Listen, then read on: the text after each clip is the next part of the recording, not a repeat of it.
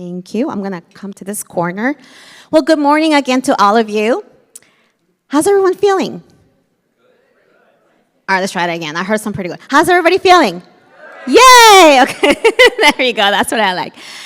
Well, I want to start off by saying that this is perhaps one of my most favorite panel. It's one of the most inspiring panels that we have here at the summit. And why is that? Because we have 3 patient advocates who are, over the next hour, going to share their journey with us. What you will hear in the stories are themes of resilience, hope, purpose. And so I'm grateful to them for sharing their journey with us this morning. Joining me on the stage, also co-moderating the session, well, now over there, is our VP of Communication, Mark Story. So let's see, I think he's having some technical issues with the microphone, but we will figure this out. So with that, I just want you first to help me welcome our amazing panelists who are here. Let's give them a round of applause.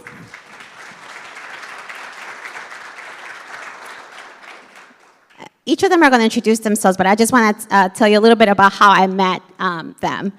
Well, Colleen, I met through our female-focused support group. I saw her on the screen many times, and this year I got the chance to attend the walk here in Columbus, and I couldn't believe it. It was Colleen in person. So it was like meeting a celebrity. We got an opportunity to connect, and when I mentioned we're coming to Ohio, I was like, people need to hear your story. So when I said, would you mind? And she didn't hesitate at all. So that's how I know Colleen. Carlos was one of the first persons I think I met when I joined Beacon. And Carlos has been very active with all of our advocacy efforts, particularly around the PACT Act. So we've had many opportunities to work together and to talk. So I'm grateful that he's able to sit in this panel.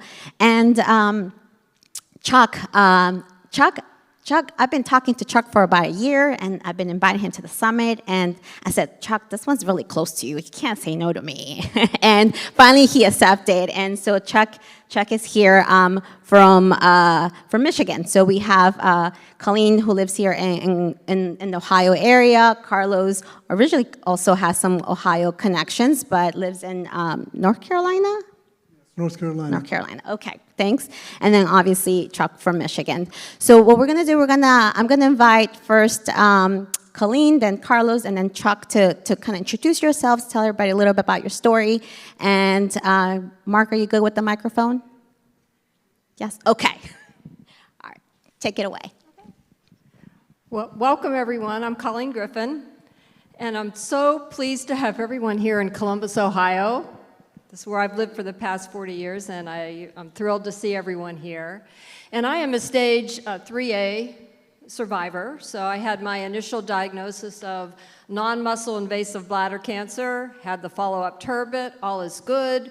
3 months later, not good. Spread to the groin lymph nodes, spread to the urethra, which is a word I never thought I'd stay on a stage in front of people.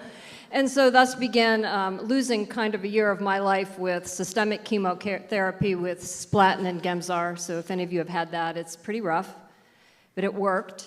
And then I had a radical cystectomy here in Columbus, and that's 3 years ago. So I'm thrilled to have no evidence of disease 3 years later.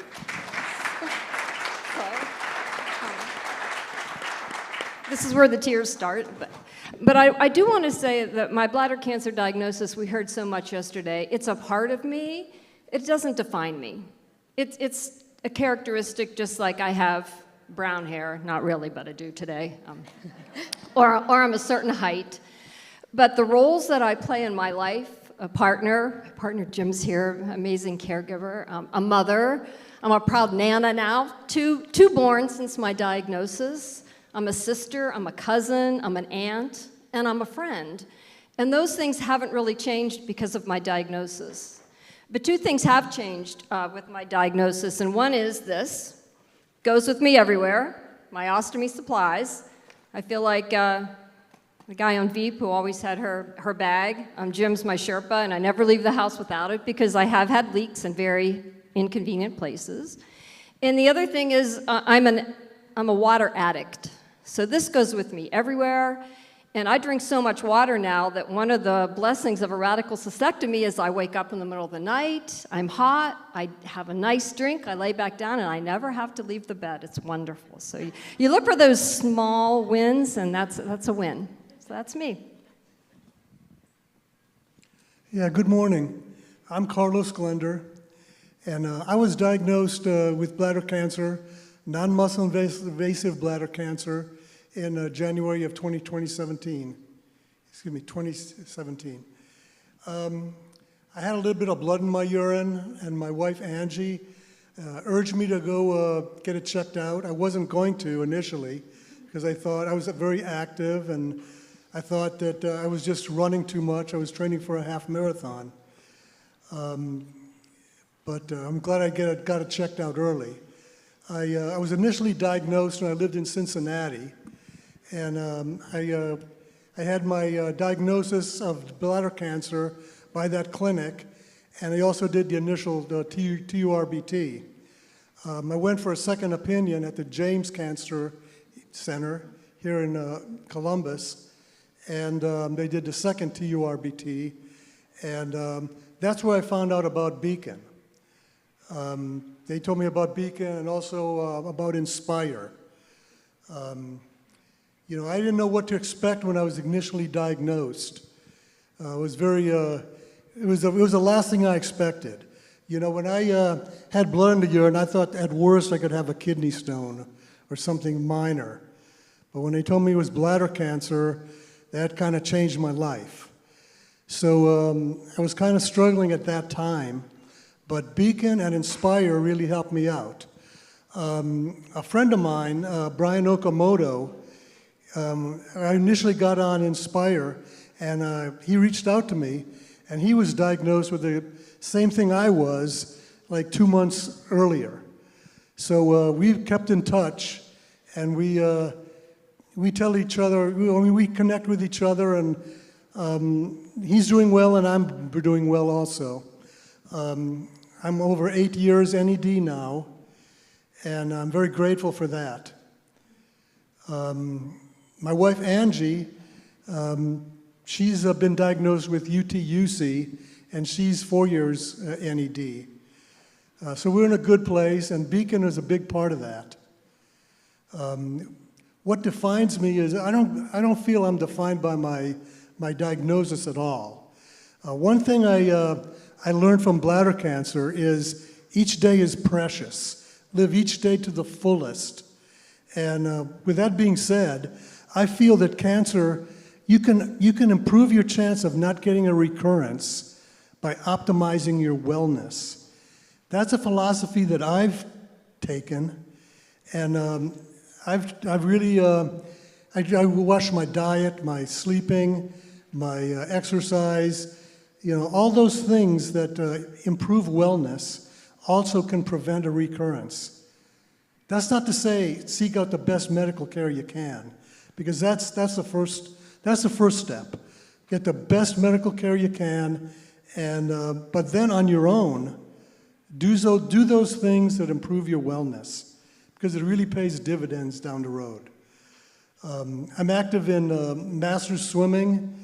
I'm also active in a group in Charlotte called Senior Scholars, where we invite speakers to speak on a variety of topics. It's a group of about 600 people. It's a very large group. We have both virtual meetings and Zoom meetings, but we get speakers to speak on subjects that are educational, that you can expand your horizons. So I really want to optimize my wellness, and I really feel that it's important also to give back. You know, I know one of our speakers said that it's not about giving back, it's about yourself. But you know, it's about yourself, granted. But if you give back, you're also empowered. So if I volunteer, if I get on a survivor-to-survivor call, and I help somebody, I feel I help that person, but I also feel really good deep down inside. So live each day to the fullest and do what you can to beat bladder cancer in any way you can. That's all I have.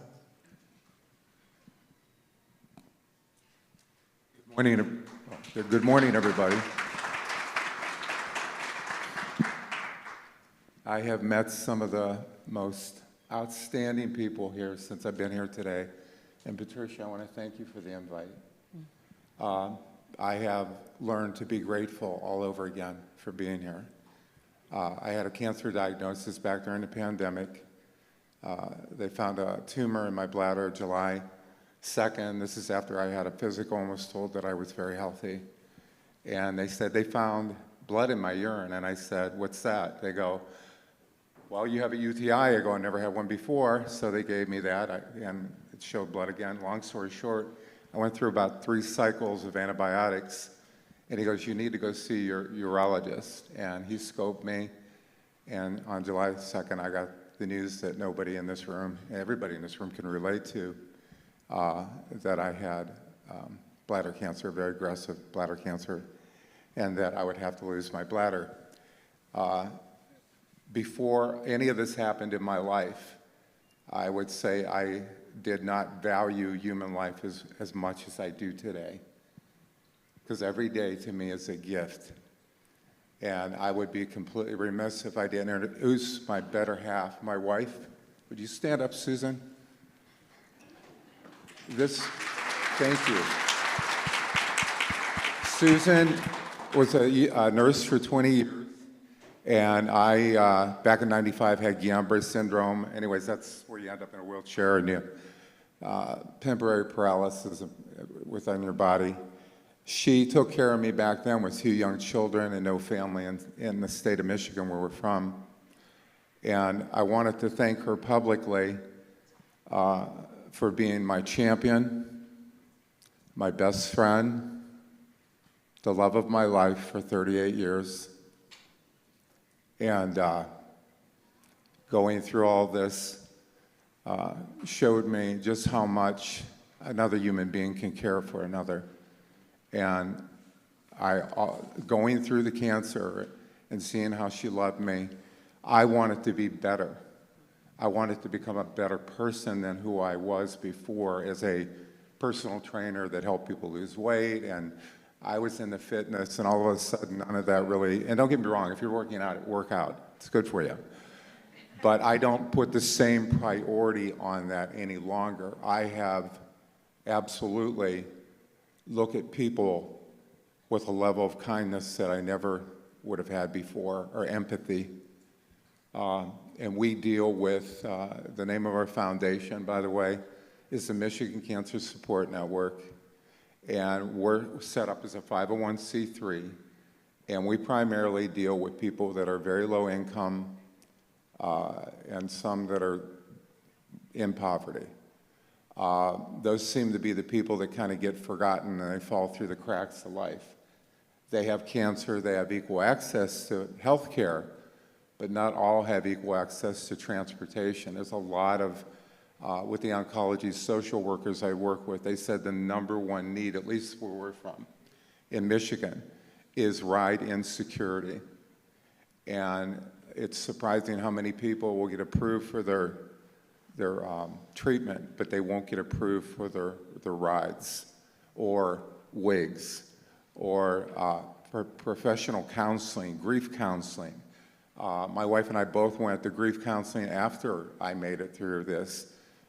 Because we found ourselves both very depressed. And I was grieving the anatomy that I once had, and all of a sudden there's a neobladder in my body. And for the last 4 years, I can thank God I've been cancer-free. And so our foundation, thank you. Our foundation is set up where there's never any paperwork to be done. I know all of you here are familiar with this when you walk into it, and I love doctors, my son's a doctor. But when you walk into a doctor's office and you hear date of birth, everything's about your date. When they get in a vehicle with either myself or one of our 7 other volunteers, They volunteer their time, volunteer their vehicles, their gas, and we've been able to comprise a team of volunteers. It's just amazing when you see people come together with one cause in mind, and that's to reach out to a segment that's very small, but we can make a big impact in their lives by, it's almost like a family. Kind of like I feel with some of you here today, the connection I made. We might have different backgrounds. My wife and I are Christians. You may not be a Christian. You may not be anything. But there's that commonality that every one of us in this room pretty much share. And that is, we've been through something that kind of intertwines us together. And we've built a community in both Wayne and Oakland County, Michigan, of people that we stay in contact with. They get a hold of us. So a lot of these people that are poor, when we drop them off, I tell my drivers, please ask them if they have food in the house. There's a lot of people who don't have food in the house. I had one cancer patient, her lights had been turned off for a year and had no water in the house. Those people are just as important as all of us. And so what we do, we focus on that. But somebody can have and live, and I've pulled up in front of beautiful houses. We're more than glad to take them too. We never make anybody fill out paperwork. We just want to love on people that are hurting and they're scared. And a lot of them have just been newly diagnosed.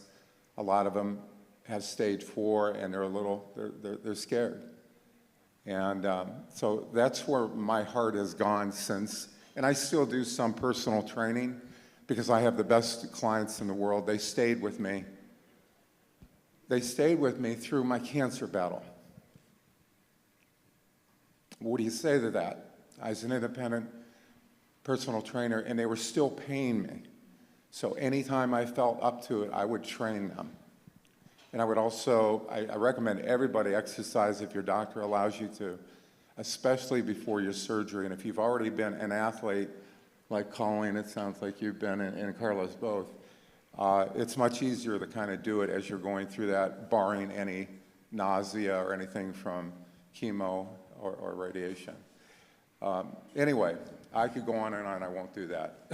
Yeah, but Chuck, I wanted to say that's so important is giving yourself some grace. So we have this diagnosis, and it changes our lives, and no matter what your stage is or what your surgery is, I dislike the term new normal, but we do have that, and we have to know that we're not going to perhaps be what we were prior, but take that grace in living every day. And so now, in my family, we joke, cancer calmed me down. So you see a picture of me out there hiking, and Jim and I had this most beautiful hike in Tent Rocks, if you ever go in New Mexico. It was about a 4-mile hike. It was lovely. And the old me would have said, now we need to do another 4-mile hike, because that's not enough in one day. And this year, I said, this was a lovely hike. Let's have lunch, and then let's take a nice walk. And it was a wonderful day. Smile at me. But yeah, you adjust, and you appreciate what you can do, and don't mourn what you can't. Mm-hmm. Yeah. Thank you. Colleen. Anyway, I guess I am pretty much good there. And if you guys want to start asking questions, fire away. Well, thank you all for the introduction. And before I ask any questions at all, I just want to say that it is an absolute honor to share the stage with you guys. Some people don't want to tell their stories. It's one thing to tell your story to someone, to a friend or a family member.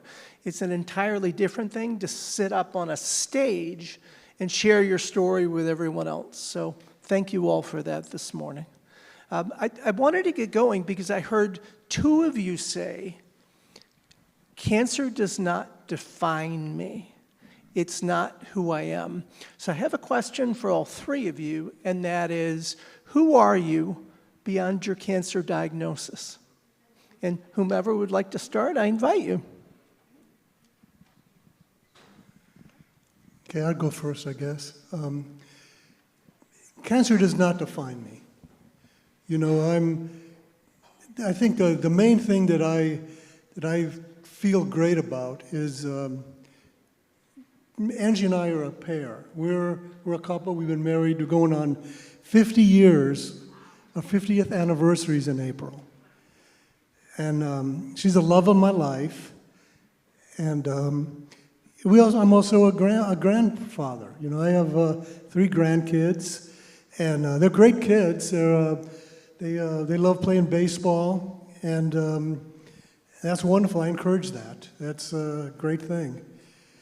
I'm also a master swimmer, and the reason I kind of went to that is when I was younger and when I was a kid, it was a hard time in my life. My parents went through a divorce. I was really stressed out, and I found solace in swimming. I was on an age group swimming team. And instead of worrying, instead of getting upset, I devoted all my energy into that. And it was a great release. It got my mind off of the trouble that I was going through, but it also made me physically fit. And I use that same mindset really with cancer.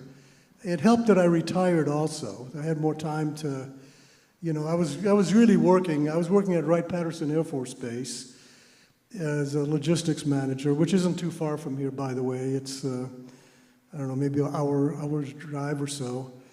But, you know, I found that gave me a lot of strength. And I've also connected with my teammates, who was kind of like a second family. In addition to the family I have in North Carolinas, which is basically my wife and the grandkids and my daughter. We're not really from North Carolina. You know, the swim team also is, they're kind of like a second family almost. In that I have a lot of good friends, very close friends, that are swimmers as well. But it doesn't define me, and you can't let cancer define you. You have to press on and live your life to the fullest. Do what you really care about. Do what's important to you in life. And you know, another big aspect is being a volunteer for Beacon. Like I said previously, it really empowers me, helping others. You're working for something bigger than yourself, and there's a lot to be said for that. And but that's really about all I have.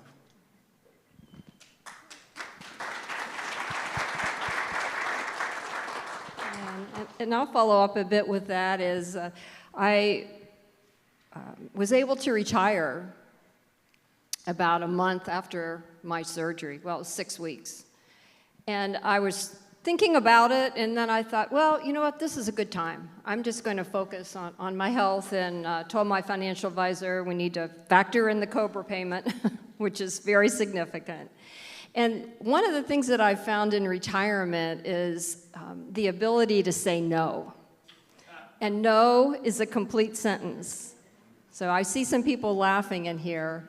But I worked full-time for 42 years. I was a single parent for 2 children, one with significant medical issues. And at the end of this, I thought, well, I'm going to do those things. We use this phrase that I find joy in. So I still teach part-time here at a community college.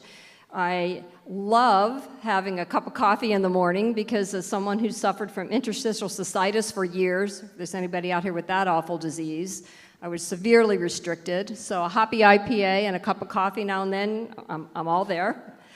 And I decided, well, what do I want to do in my retirement? And just like you said, it's bigger than you. BCAN was right there. I found out my diagnosis on my chart. 48 hours later, my doc called. I had 2 days to find some information. BCAN popped right up there, and I was able to have a wonderful conversation with him when he called. And we had a long-standing relationship because the urologist and I were like this after my cystitis for all those years. And I was able to ask him questions that were not from Dr. Google, whatever, but really, really good questions.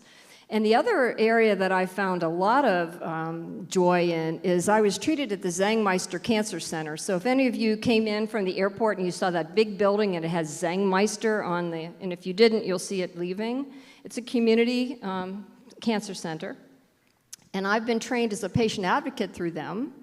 And I've been able to go to Hill Day several times and lobby for bills that are advantageous to cancer patients. And I was just over at our State House here on Wednesday with our state legislators. We have several bills that are advantageous. And I'm the patient. I'm the color commentary there. I'm the one who says, doesn't matter if you're red or blue or black or white or whatever, I'm a cancer patient and cancer doesn't discriminate. And that's been incredibly helpful, and the walk as well. I've had a team here in Columbus for several years, and I love the tips today because I find it difficult sometimes. But those things bring me joy, other volunteer activities, but when it gets to be too much, my answer is no. I need to keep my health in the forefront. And Chuck, like you said, I've had to dial some things back. I now have an e-bike. If any of you are in the cycling community, at least I can keep up with my former people that I used to be able to stay right with. Just put on a little bit of e-assist and there I go. And so it's perhaps not what I thought, but it's certainly a great journey. Thank you.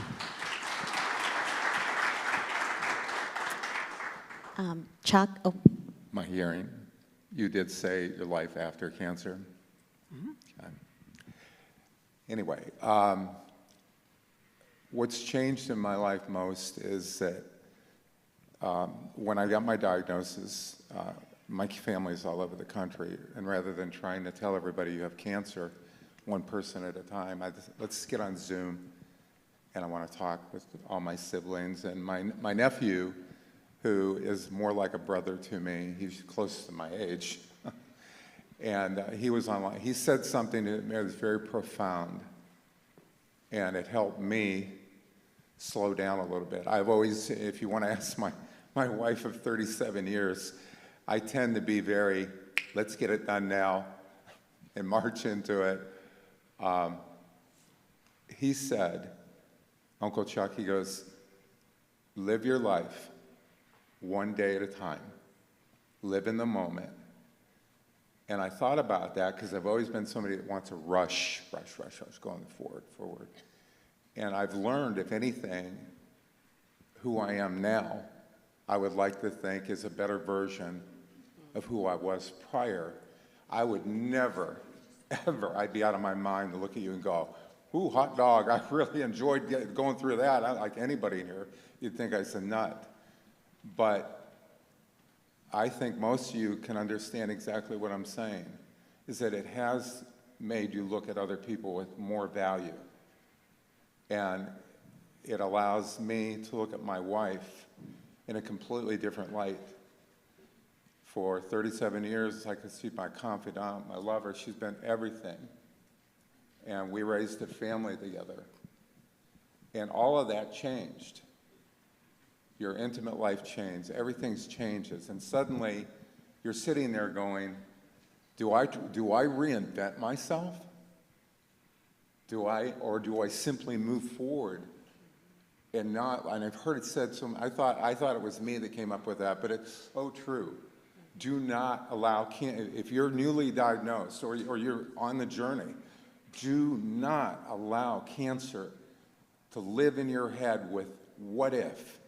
What if will drive you mad, and it will drive the people that are your caregiver and loved ones, it will drive them away from you. Because they can't fix you. And I don't know about the women in this crowd, but men love to fix things. We're fixers. We're going to fix everything. I can't fix anything. I can't fix my wife. I can't fix but what I can do is try to live in that moment. Take it in.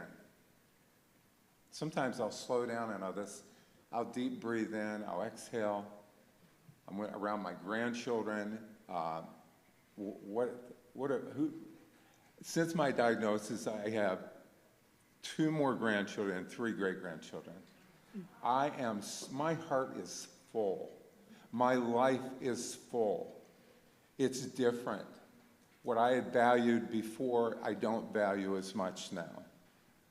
If you met me 5 years ago, you would have thought, that guy's a nut, man. He's in his 60s and he's still going out there hitting the gym. And I mean, I would spend 2 hours, and there's nothing, again, nothing wrong with that, but I place way too much value on temporal things.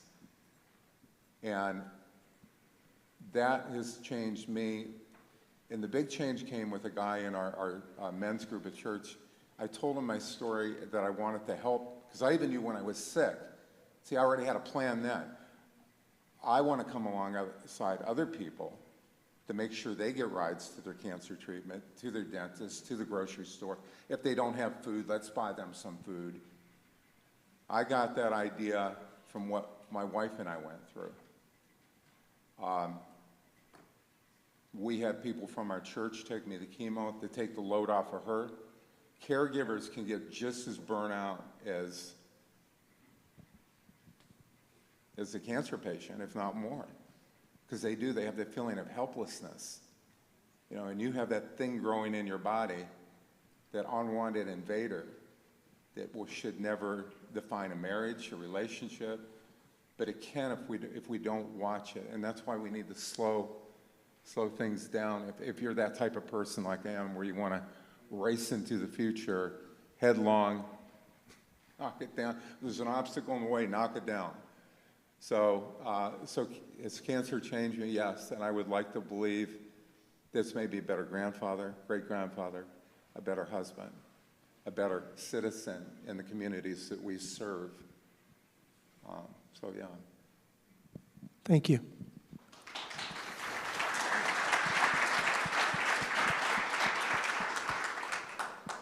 Thank you for sharing that. Chuck, you talked about seeking grief support, and I saw Colleen nodding your head. And I'm curious to know about each of you. How do you take care of your mental, emotional health? And what tips would you have for those who are listening today? You want to take it? As far as my emotional health, I think it's really important that you focus on things that you have power over, that you can control, but things that are out of your power, things that you have no control whatsoever on, don't stress over those. I think that's very, very important, because I think a lot of people, they worry about the what ifs, like you mentioned, and think positive. Go on a path that's going to get the best medical care you can. Get yourself on the right path. But once you're on the right path, keep on it, and don't focus on the what ifs. Just don't stress about stuff that might happen or something you have no control over. And I know that I do have those days where those thoughts creep in. It's impossible not to have them creep in, and especially on scan days. So I'm on every 6-month scan. I see a lot of heads nodding here, and that scanxiety is real, and it is difficult. And so I reward myself after every scan, and I buy something that I wouldn't normally buy myself, and it feels so good. It's my treat. So it's usually either a piece of jewelry, a pair of shoes, or yesterday I got home and I had a huge package of sweaters that I had ordered from my favorite company. So that helps. But the other thing is, when I'm having a day, and I'll tell Jim, I'll say, I'm kind of dark today.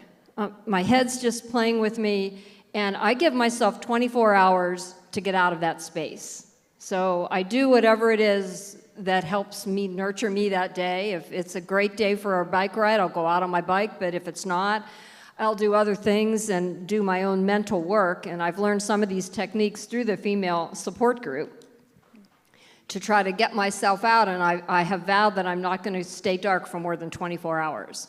So I don't like the toxic positivity. We're dealing with cancer. We're cancer survivors, and we know that this is a very vicious type of cancer with a propensity to come back. So we can't deny that.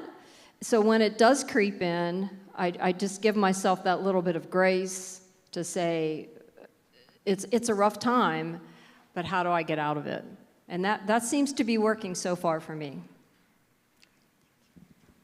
I'm sorry, am I hearing again emotional health, right? Yes. What I did is, I never worry, by the way. Anyway, what I've learned to do is I actually, what helps me is to live with an attitude, and this is a corny statement, but I do live it. Live with an attitude of gratitude. Every day that I wake up and my eyes open up, I open up 2 gifts before God. I'm here, and I wake up with a level of excitement like I never had before. Wow, I get to live another day. I'm here. And it gives me a reason to wake up, and right away, the first thing on my mind is, okay, God, I gotta handle this crazy schedule with an all-volunteer staff to make sure everybody's getting picked up, or if they need food, or if they need head covering, wigs, whatever they may need, professional counseling that we pay for. And every day, I get an opportunity to take the focus off of me and put it on someone else. And in a selfish way, running this foundation has given me more of a blessing than we will ever bless anyone we're helping. I am living so far outside of my own comfort zone right now. It's unreal, and I love it. And that helps, again, keep my mind off of, because, you know, I was very unbelievably blessed. I had stage 2B, muscle invasive. I have a neo-bladder now. And I was declared, I didn't say this, my doctor did, my surgeon did. He said, "You're cancer-free." I go, "What?" I go, "What are you talking about?" He goes, "When we did the pathology report on your prostate, everything," he goes, "all the cancer," and again, his words, not mine, "all the cancer cells we found were dead." His words. This is, in 2 days, it'll be 4 years exactly to the date that I had my radical cystectomy done. And I thank God that I have had the opportunity to remain cancer-free to this day. And I absolutely grateful for that. Thank you. But it's also given me the opportunity to talk to these people that we work with, that we pick up. My volunteer drivers are beautiful people. They use their own vehicle, their own gas, and all of it. And a lot of them team drive, a husband and wife. The wife may have had cancer. And all of a sudden, that one person that they're taking to treatment, they find that out and they'll open up. And we actually have a family of people that we've been in. Our grand opening was November 1st, 2023, a ribbon cutting. And in that time, we've been able to get to know these people on an unbelievable level that normally you wouldn't get to. Because people feel like they feel safe with you, which is the goal, and they should. But they feel safe with you when they find out you're a cancer survivor yourself. And they'll look at you and go, when you're driving them, they have their port put in. And these people are terrified, a lot of them. I don't know about you guys. I didn't look forward to having a port put in me, so I just kind of sit there, and just let them open up to me. I never ask anyone personal questions. We don't ask them about their money, anything, what you're diagnosed, unless they want to open up. So they feel completely comfortable opening up with maybe, "I don't have any food in the house. Can you help? You know, I would like to have a wig. I lost my hair." So those things help me kind of keep an even keel in my life, to take my mind off of myself every day, go to bed at night when my wife and I pray, and wake up in the morning with that grateful heart that I'm here. Thank you, Chuck.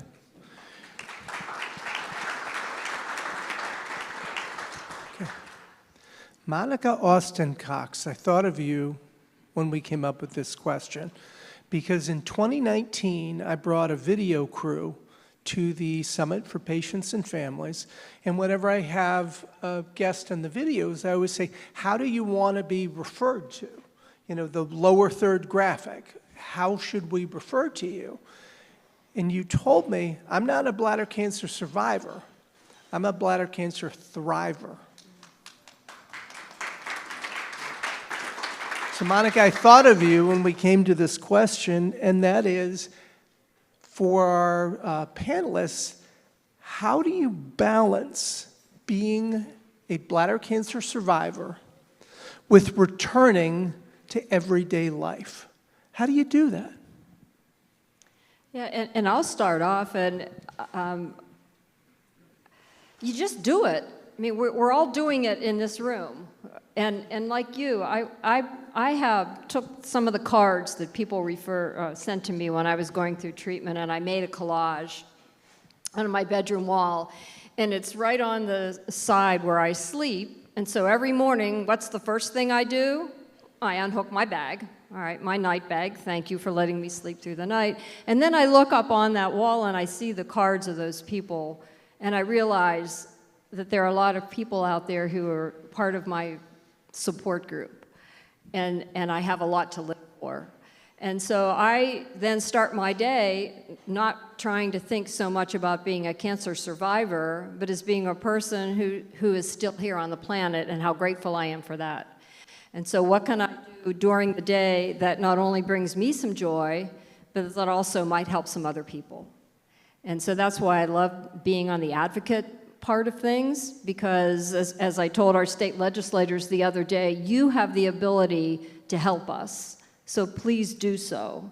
And whatever my voice can do, whatever it can say, you never know the impact you have on people. It's something you say on one day, a year later, someone will tell you, boy, that really helped me. And so I try to go about. Now, these bike rides are interesting, all right? I have to put on my stealth belt, and I have to make sure everything is in place. And then people on their bike packs, they have spare tires and maybe a snack, and I have an ostomy bag, a towel, hand sanitizer in case I have a leak. So but you just adjust. It's my life. It's the way it is. And I will say, if any of you are approaching the ileal conduit and have to carry supplies around, not one person has ever asked me, why do you always have a backpack? Or what's in your backpack? You have no trouble at the airport. The most thorough look we ever had in that thing was at a concert in Las Vegas. We went to see Lady Gaga, and of course I was immediately shuffled to the side to the medical area, and she looked at every single thing in the bag. She was very amazed at everything you can pack in there. But it's just part of my life, and you move forward every day. Okay, I'm a bladder cancer survivor, and I'm also retired. And so is my wife, Angie. She's the same situation. We're as busy as we ever have been. At one time, we both worked, really demanding jobs, and we were very busy people. Today, we are the same. Angie volunteers for a group called New Friends of the Carolinas, which is a large group. I'm really busy volunteering for senior scholars, for the Sullenberger Aviation Museum, which I was a docent there, but I had to drop that because I was too busy. Volunteering for Beacon, Survivor to Survivor, swimming, I volunteer for a lot of things, in addition to taking the grandkids to ball games and stuff. And we're very busy, and we're living our lives to the fullest. So even though we have bladder cancer, we both have bladder cancer, we are very busy, we live very happy, productive lives, and we're very happy. And what you mentioned, Charles, is being grateful. We are very grateful for each day we have. And we try to live our lives to the fullest and really make this world a better planet in the capacity we're capable of doing. We're just two of us, just one person at a time, but we try to do everything we can to live a happy, fruitful, productive life. May I have clarification? I couldn't read your lips. Oh, sure. The question was, how do you balance being a bladder cancer survivor with kind of re-entering into normal everyday life? Yeah. Well, I thought about this, I think last night. Like I said, I tend to be the person that kind of runs out there and wants to get it done. There's a wall there, let's knock it down, let's keep going. I never dreamed in a million years that I would be taking a cancer patient to my oncologist. She would go in and see her oncologist, and I would go back, and I was there for my appointment too. I think just having a balance between who I want to define myself as, and I think a lot of times we define ourselves with what is written on a piece of paper or what you're told by your doctor. And I know I said this earlier, but I think this bears repeating because it's so easy to begin to allow yourself to define yourself with what was said about you on a piece of paper. I am still going through massive tests. I just came through an MRI. They found a blood clot in me. I mean, so I think for me, not waiting until all my ducks are in a row, because they never will be in life. That's living in an unreal world. So even when we were approved for our 501c3 back in 2022, I was only about a year out from my radical cystectomy. And they were still, my blood work was a mess and everything. But again, I think that helped bring balance to my life and help me with my emotional life and help me, and it's been very difficult, don't get me wrong. If anybody here has ever run a volunteer staff, it's crazy. It's like, oh, you're on vacation now? Oh, okay. You're going for 2 months? Okay. Mrs. Jones needs a ride to her. How am I going to get her there? But somehow we always seem to work it out. It's a 7-day-a-week job. But again, there are times it's a love-hate relationship, but I love the fact that selfishly speaking, it keeps taking my mind off of me. And the more things I go through, the more tests you have a blood clot in your portal vein. I'm like, what's that? It feeds your liver. It can't close off. It could be bad news. And just going through these things, I could really just sit home and dwell and sit in the corner and fret about my life, because I also tend to be a big worrier if I don't move forward and try to put it behind me.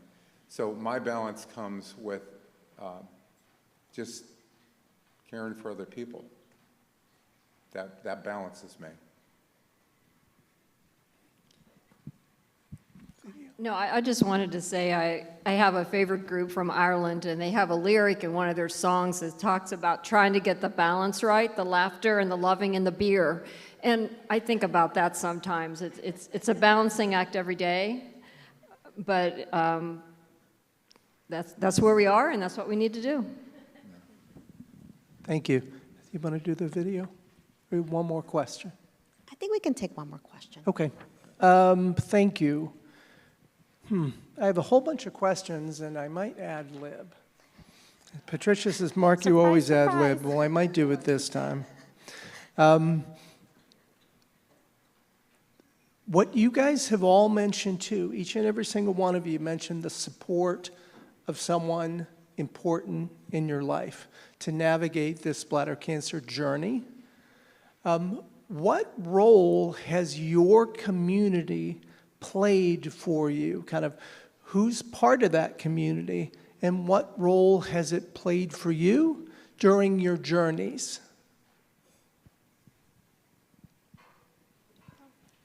Well, I'll start out. Jim, my partner of many years, was an amazing caregiver for me.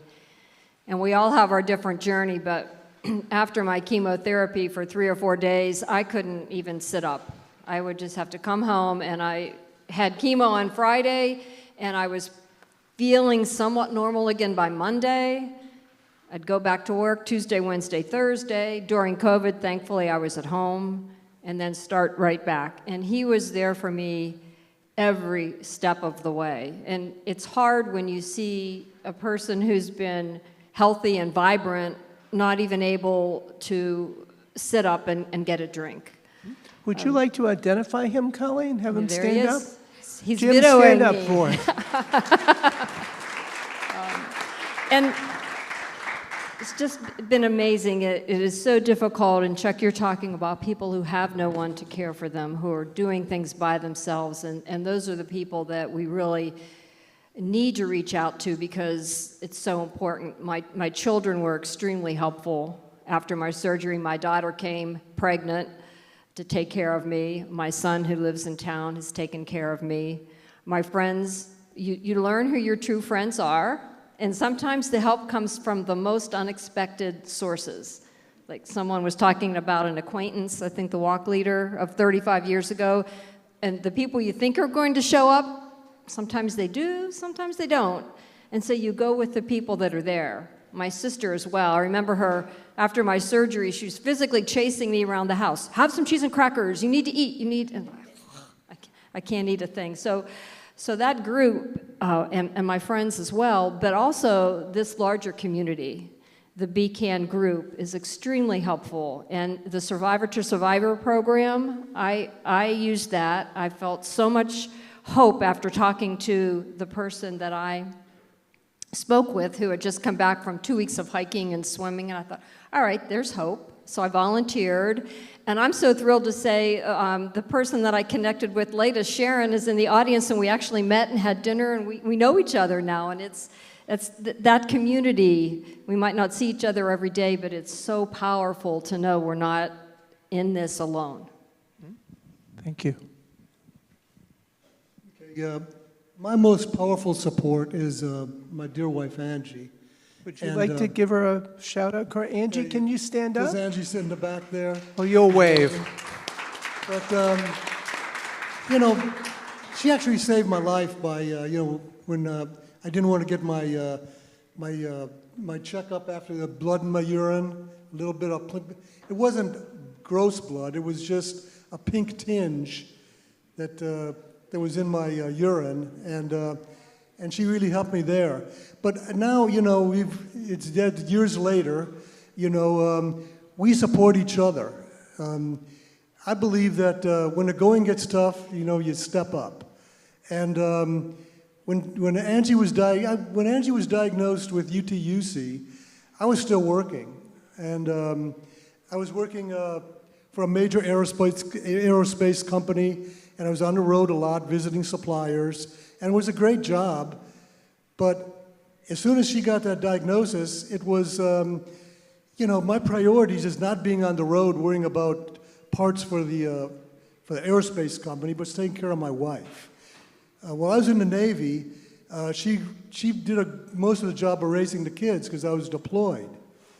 So I believe that you have to support each other, and that's a very important thing. And I'm grateful, truly grateful, to have my wife Angie to support me and me support her. But other than that, Beacon has been a tremendous help for us.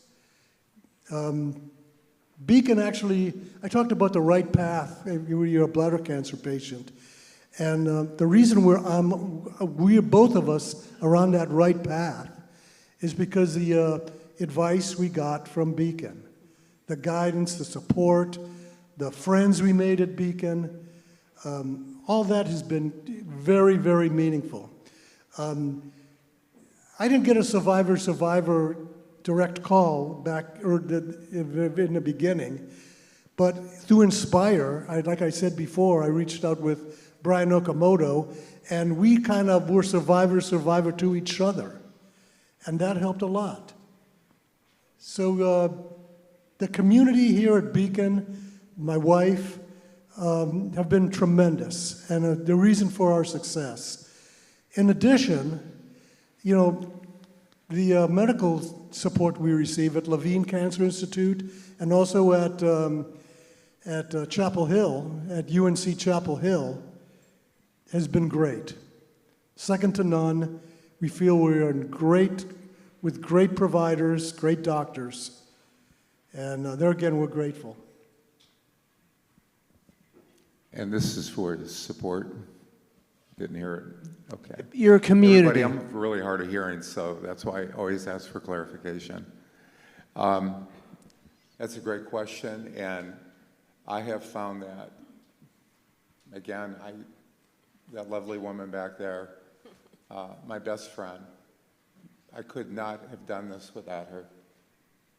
Literally, I could not have done this without her, because even before the chemo, I had Guillain-Barré syndrome, and it gave me nerve damage in both my hands and feet.